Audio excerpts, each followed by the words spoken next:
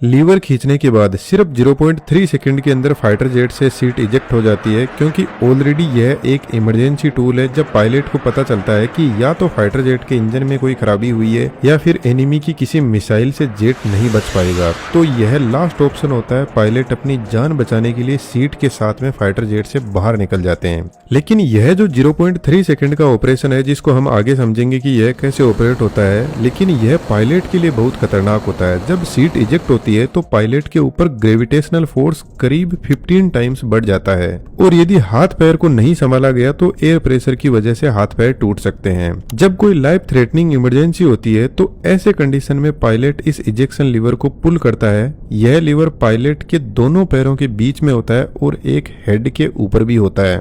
यह liver linkage road और hinges की हेल्प से सेफ्टी लॉक से कनेक्टेड रहता है। यह सेफ्टी लॉक डिसाइड करता है कि क्या सिस्टम के अंदर कोई इमरजेंसी है या सिर्फ एक्सीडेंटली ऐसे ही गलती से लीवर खींचा गया है। यदि नॉर्मल कंडीशन है तो यह मूवमेंट को आगे पास नहीं करेगा और ऐसी कंडीशन में आगे भी कोई प्रोसेस स्टार्ट नहीं होगी। लेकिन यदि कोई इमरजेंसी है तो यह लीवर के मुंह को आगे फायरिंग यूनिट तक पास करेगा और साथ में सेफ्टी रिस्ट्रेन सिस्टम को भी एक्टिवेट कर देगा। यह सिस्टम पायलट की बॉडी को फिजिकली सपोर्ट देता है, जैसे पैरों के पास में गार्टर्स होते हैं जो टाइट हो जाते हैं, आर्म रिस्टेंट इंगेज हो जाते हैं। जब सीट एकदम से कॉकपिट से बाहर आती है तो हवा का प्रेशर बहुत ज्यादा होता है, तो हाई प्रेशर से हाथ पैर टूट सकते हैं। तो हाथों को सहारा देने के लिए आर्म रिस्टेन होते हैं और नेक को सहारा देने के लिए हेडरेस्ट एक्टिवेट होता है और नेक को ऐसे सपोर्ट देता है। साथ में पीटर्स भी एक डिवाइस होती है जो एक्टिवेट होती है एयर स्पीड को चेक करने के लिए। अब पायलट का पोस्चर रेडी है, फायरिंग यूनिट अपना काम स्टार्ट करती है। इजेक्शन लीवर स्ट्राइकर पिन को एक्टिवेट करता है। इसके आगे स्ट्राइकर स्प्रिंग लगी रहती है जो ऑलरेडी फुल टेंशन में है। जैसे ही यह फ्री होता है तो फायरिंग पिन पर फोर्स लगाता है और यह फायरिंग पिन आगे जाकर स्ट्राइक करती है इनिशिएटर कार्ट्रिज से,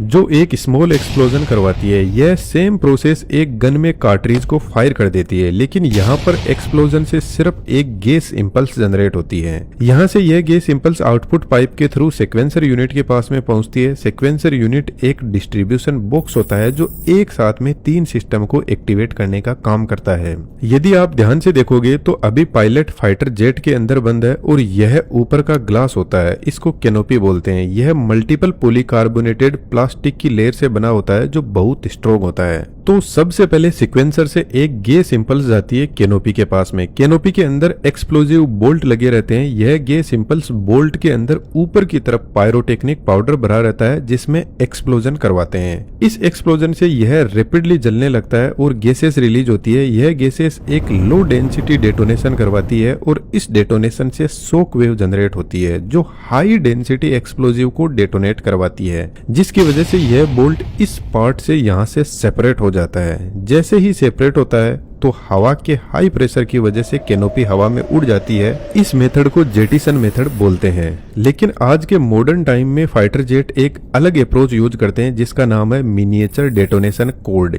यदि आप फाइटर जेट की कैनोपी को देखोगे तो उस पर कुछ ऐसे पैटर्न्स बने रहते हैं और यह पैटर्न एक्चुअल में एक डेटोनेशन कोड होती है जो इस पैटर्न में सेट होती है। तो जैसे ही सीक्वेंसर से सिग्नल मिलता है तो यह लाइन एक्सप्लोड करती है, जिसकी वजह से यह कैनोपी मल्टीपल पार्ट्स में डिवाइड हो जाती है।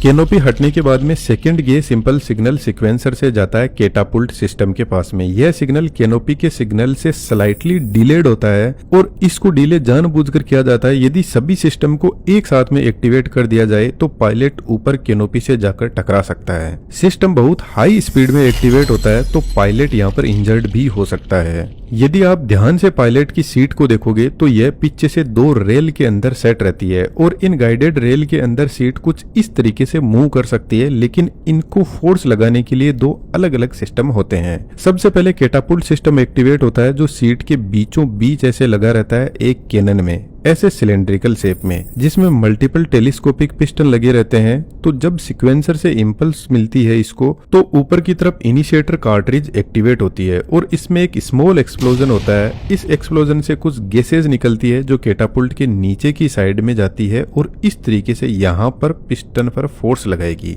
जब इस चैम्बर में गैस प्रेशर ज्यादा इंक्रीज होता है तो यहाँ पर बैलिस्टिक लेच लगी रहती है जो इस हाई प्रेशर की हेल्प से इस पिस्टन को इधर साइड में फोर्स लगाती है, जिसकी वजह से यह जो कैटापुल्ट का मेन सिस्टम है अनलॉक हो जाता है। नॉर्मल कंडीशन में यही वह सिस्टम होता है जो सीट को लॉक करके रखता है, अदरवाइज सीट कभी भी बाहर निकलकर भाग सकती है। जैसे ही सिस्टम अनलॉक होता है तो पिस्टन ऊपर की तरफ मूव करने लगता है गैस के हाई प्रेशर की वजह से, लेकिन यह गैस का प्रेशर इतना सफिशिएंट नहीं है कि सीट को ऊपर की तरफ धक्का लगा सके। तो जैसे ही पिस्टन थोड़ा सा मूव करता है यह होल ओपन हो जाता है जहां से गैस एंटर करके सेकेंडरी कार्ट्रिज को एक्टिवेट करती है और यह कार्ट्रिज जबरदस्त हाई प्रेशर गैस जनरेट करती है, जिसकी वजह से सबसे पहले एक पिस्टन एक्सपेंड होता है। फिर जब ये पूरा एक्सपेंड हो जाता है तो दूसरा होता है और फिर थर्ड नंबर। इस तरीके से यह एक छोटा सिलेंडर होता है, लेकिन यहाँ पर टेलीस्कोपिक पिस्टन को एक्सटेंड करके अच्छा खासा फोर्स जनरेट किया जाता है और सीट इन रेल के अंदर ऊपर की तरफ मूव करती है। बेसिकली यह रेल सीट को सपोर्ट देती है ताकि स्टार्टिंग में सीट कहीं स्पिन न करने लग जाए।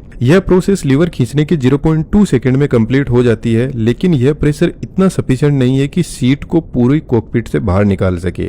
लेकिन इसका इनिशियल फोर्स बहुत हाई होता है, यह 12 से 20 G का ग्रेविटेशनल फोर्स जनरेट कर सकती है। यदि मैं आपको सिंपल लैंग्वेज में समझाऊं तो यदि किसी पायलट का वेट 80 kg है तो इस फोर्स की वजह से पायलट को 1600 kg का फोर्स फील होगा और इतने हाई फोर्स की वजह से कई बार पायलट इंजर्ड भी हो जाते हैं। जैसे ही सीट इन रेल से बाहर निकलती है तो सॉलिड रॉकेट मोटर स्टार्ट होते हैं जो सीट को जबरदस्त ऊपर की तरफ फोर्स लगाते हैं। यह मोटर 0.2 से 0.3 सेकंड तक ही ऑन रहते हैं, लेकिन इतने टाइम में यह जबरदस्त फोर्स लगाते हुए सीट को ऊपर तक ले जाते हैं।